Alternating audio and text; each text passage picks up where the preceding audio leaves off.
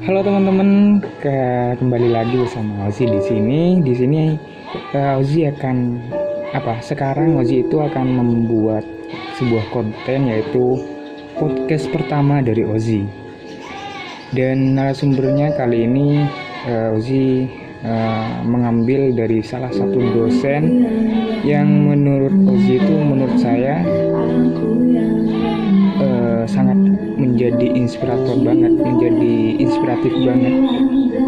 dari cerita-cerita dan pengalaman-pengalamannya, bagaimana dia bisa menjadi seorang dosen, dan dia juga dikenal sebagai orang-orang yang produktif, orang-orang yang walaupun sudah mempunyai jabatan, dia tidak menutup bahwa dia harus tidak bekerja. Jadi kalau dari sebagian dari ceritanya, beliau yaitu dosen itu, dia masih bekerja, yaitu dengan kegiatan sehari-harinya itu adalah menjahit dan selebihnya tugas-tugas dari kuliah. Dia juga mengajar di salah satu lembaga di daerah Sumeneb. Lembaga itu SMA, dan dia juga mengajar sebagai dosen di salah satu universitas swasta juga di Pamekasan.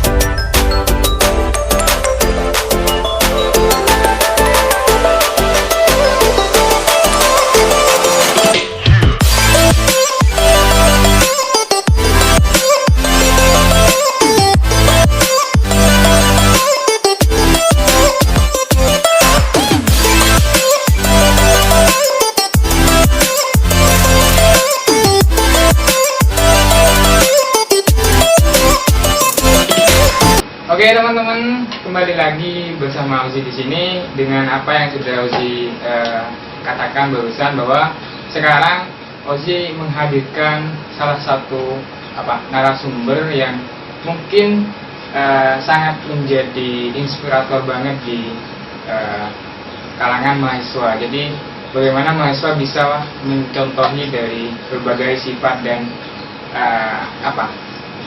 jabatan atau prestasi-prestasi yang sudah didapat oleh narasumber kita yang kali ini adalah salah satu dosen dari universitas swasta dan juga mengajar di salah satu lembaga swasta juga.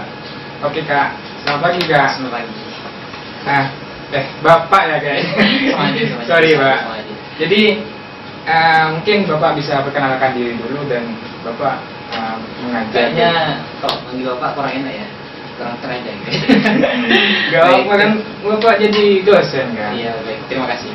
Baik, Assalamualaikum warahmatullahi wabarakatuh. Nama saya Ludianto, biasa dipanggil Lutfi kalau di Indonesia biru. Kenapa? Banyak hal yang memang menjadi bagian dari nama saya, karena setiap saya melangkah di situ nama saya berbeda. Hasil. Mungkin juga ini merupakan perbedaan di antara harapan yang masih belum dicapai. Terus seperti apa yang telah disampaikan oleh saudara pembaca tadi, bahwa saya mengajar di salah satu perguruan tinggi. Sebenarnya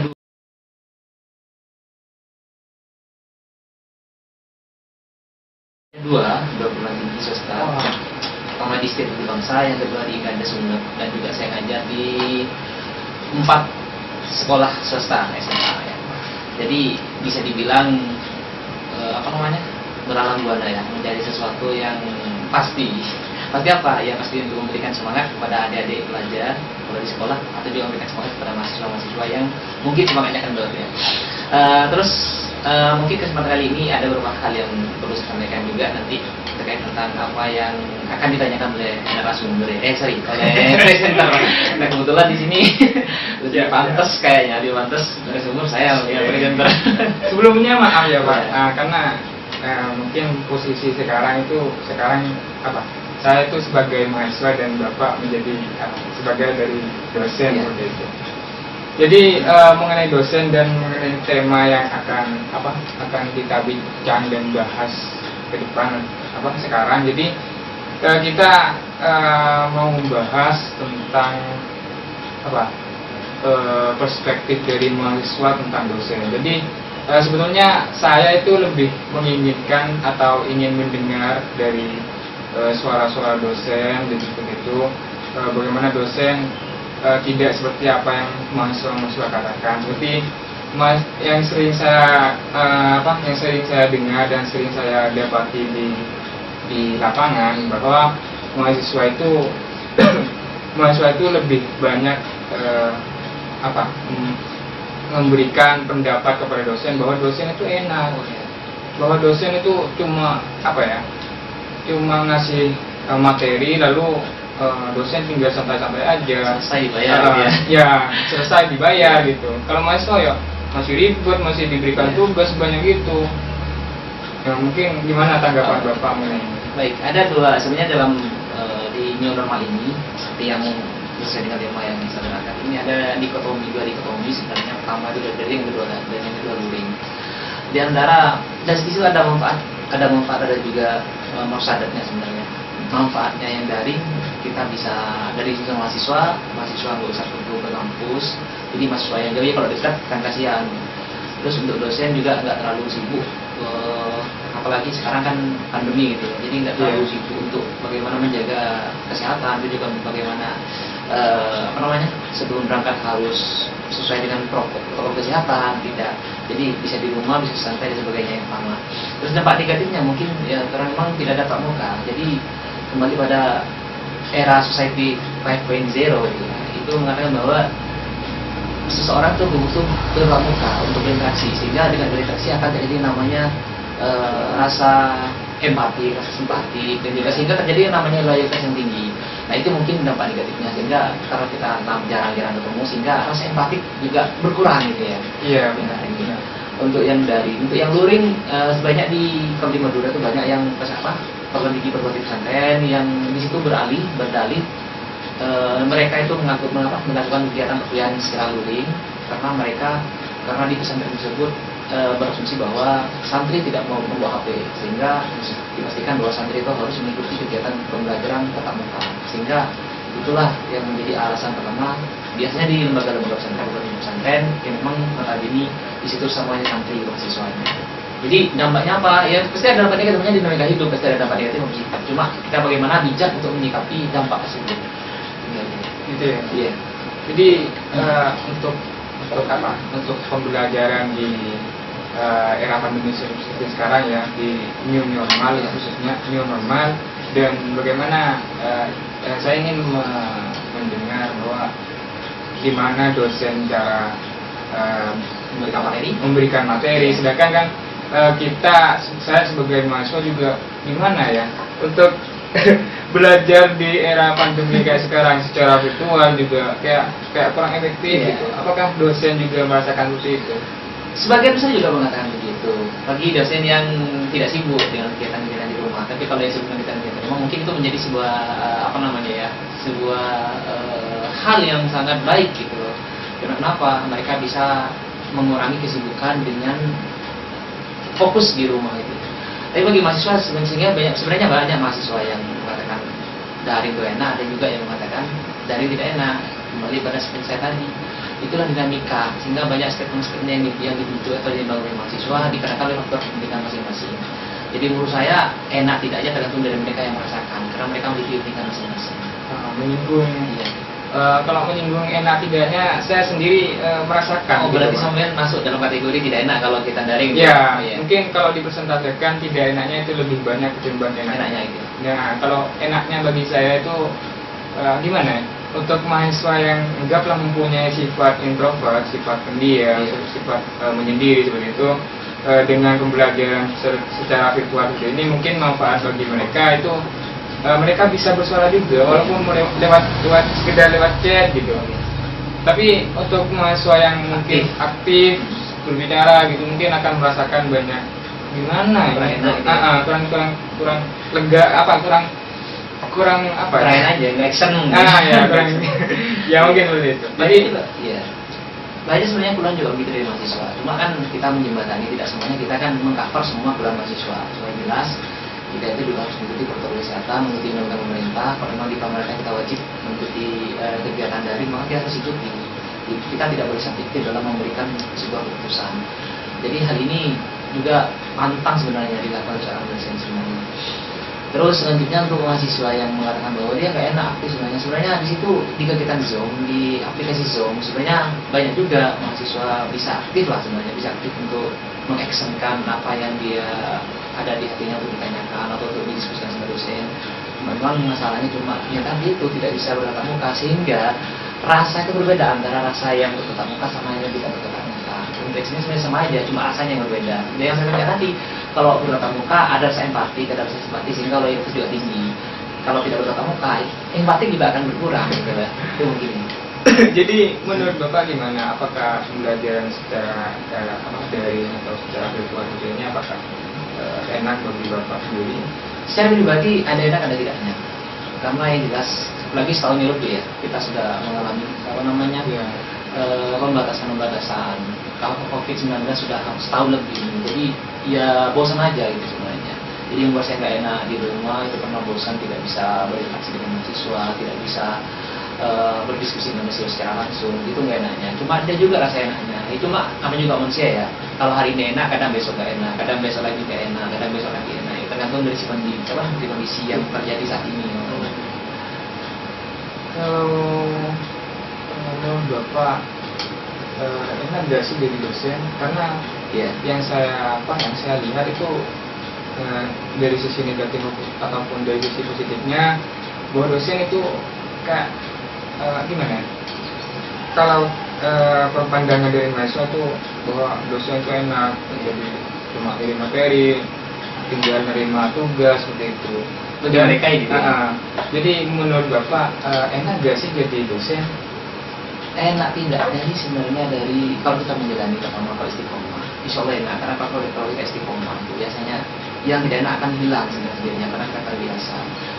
Kalau kata mereka dosen itu enak, ya bisa aja enak. Cuma kadang juga kadang nggak enaknya.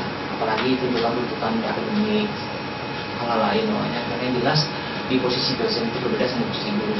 Kalau guru, karena saya juga seorang guru ya. Kalau di guru mungkin apalagi saya cuma guru tidak tetap. Jadi cuma tugasnya ya tugas yang ngajar buat FPP sudah selesai.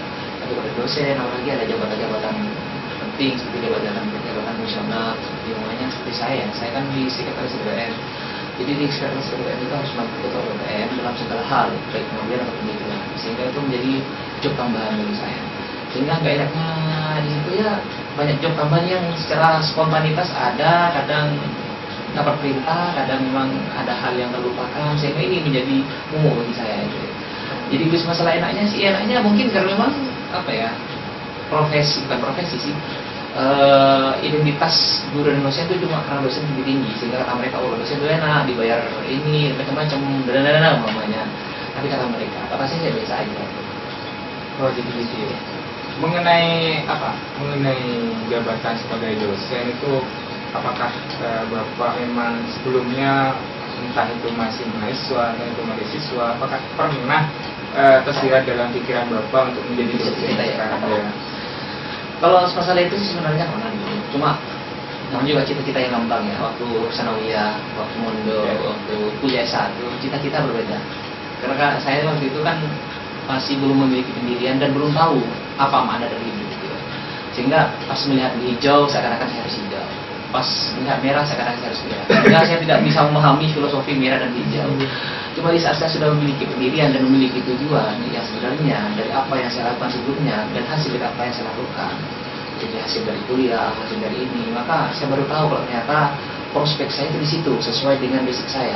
Saya masuk kuliah di ekonomi manajemen, jadi prospek saya harus ya di ekonomi paling enggak, ya karena saya kebetulan saya menjadi dosen di salah satu perguruan tinggi swasta, yaitu sekolah tinggi ilmu ekonomi atau perguruan tinggi ekonomi, maka basic saya sesuai dengan prospek saya, karena situlah prospek saya. Jadi menurut saya sih, apakah kita pengen jadi ini dulu, menurut saya sih ngambang-ngambang aja gitu. Kayak anak sekarang gitu ya, kalau ada merah pengen merah, kalau ada biru pengen biru, kayak gitu juga saya dulu. Jadi atau ya, profesi dari Bapak sebagai dosen itu ditemukan ketika Bapak sudah beranjak ke jenjang perkuliahan gitu ya. Benar ya, kalau bilang profesi kayaknya tidak etis ya, biasa di profesi. Jadi gimana yang benar? Menurut saya di karir tuh ya, menurut saya itu karir. Karena dalam teori BK itu profesi itu pekerjaan. Jadi kalau dosen itu ya, apalagi dosen di swasta ya, yang notabene gajinya sesuai dengan kebijakan yayasan, tidak seperti di perguruan tinggi negeri. Jadi menurut saya bahasa profesi kurang etis terus ya. Sekarang saya itu. Jadi untuk karir mungkin lebih efektif, lebih baik aja. Itu aja. Gitu ya. Soal tadi apa lupa pertanyaannya? Apa ya? Mungkin tentang dosen ya. Saya gimana ya?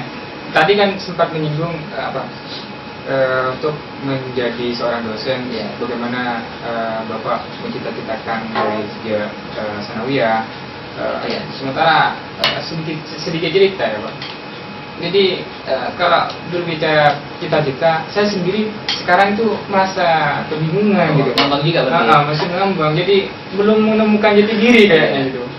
Menurut Pak, untuk menemukan tepatnya apa cita-citanya, apa prospeknya dari saya itu gimana Pak? Untuk menemukan sih sebenarnya tergantung dari gaya pandangan hidup saudara sebenarnya. Kalau saudara itu pandangan hidupnya itu suka yang hijau seperti yang saya tadi sampaikan, maka orientasinya pasti hijau, sama dengan ini contohnya. Saya nggak suka pedas sebenarnya. Jadi karena saya nggak suka pedas, maka saya akan menjauhi makanan pedas. Jadi suka yang manis gitu? Iya, kalau saya nggak mungkin karena saya nggak suka pedas, maka nggak mungkin saya mendekati makanan pedas. Maka berarti orientasi saya tidak mungkin, tidak sesuai dengan keinginan saya gitu. Jadi gini. Terus cita-citanya saya ngambang kok, saya pengen jadi ini, tapi saya ngambang sekarang. Pertanyaan saya, apakah saudara sudah memiliki bukan prospek ya, memiliki tujuan hidup di dunia, kira-kira mau apa?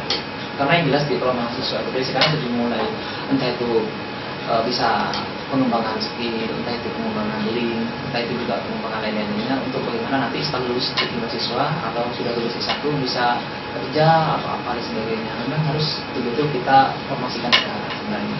Jadi umumnya rencana saudara hari ini masih belum ngambang dengan apa yang saudara anggap ini tidak memiliki cita-cita yang pas. Jadi mulai sekarang harus pas gitu, disesuaikan dengan prodi yang kita ambil. Makanya saya pernah bilang ini sama teman-teman yang mahasiswa yang mau kuliah itu, kamu mau kemana? Mau kuliah apa? Bilang saya mau kuliah A. Saya tanya, mau kemana kuliah A? Di bulannya tulisannya mau kemana? Gak tahu juga ya, itu kan mungkin mahasiswa setengah jurusan, ikut-ikutan, tidak tahu kira-kira arah tujuannya kemana. Maka saya bilang, jati diri itu ada kalau kita sudah memiliki arah tujuan. Kita memiliki prospek kuliah kalau kita sudah memiliki apa nanti ending dari kuliah kita mau kemana. Sama kita mau pergi ke Makassar. Kita pergi ke Makassar tanpa ada tujuan, kita bingung kan.